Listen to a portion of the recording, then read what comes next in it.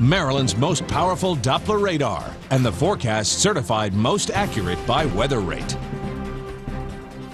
All right, once again, just showing you map-wise, geographically, that this thing was 80 miles south of D.C., 125 miles south of Baltimore, 125 miles south, and about 39 miles west of Richmond, down over Mineral, Virginia. And it was 3.7 miles deep. So again, that is a shallow quake. And you have to think of it in terms of 3D. It's not just where exactly it is located on the surface, but how deep.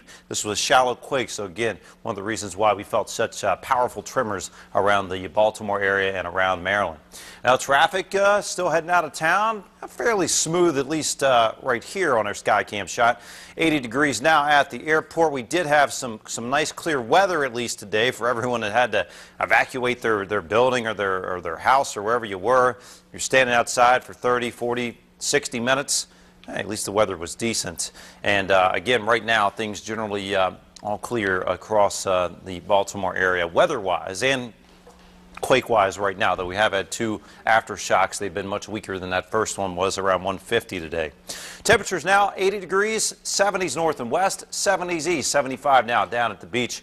And humidity, again, quite comfortable. Quiet, clear weather for the rest of the night. No concerns here, at least on the weather front. That's a good thing.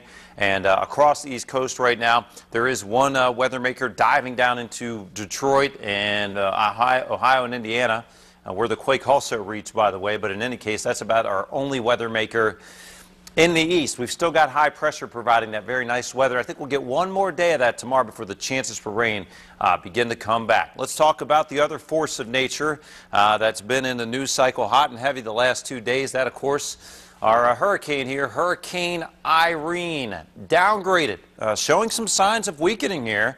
Downgraded to a Category 1 storm now. It's moving north and west-northwest of the Dominican Republic. It's clearing Puerto Rico, though still wrapping in some rain there.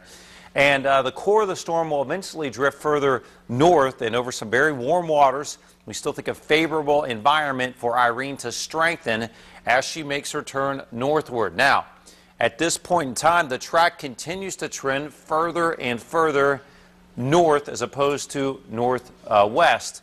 That would actually keep it offshore of even South Carolina and certainly offshore of Florida. And by Sunday, so this is still many days out, bring in the rain and perhaps some of the wind from the storm into Maryland, especially eastern Maryland, the beaches. But remember, this is not until Sunday. And if these tracks keep turning further and further north and northeast, this thing could eventually stay completely out to sea. It's possible. Still very early yet. 58 tonight, clear skies. Tomorrow, 85, variably cloudy, and tomorrow night down to 67. 7-day forecast. We're still bringing in the chance for rain from Irene.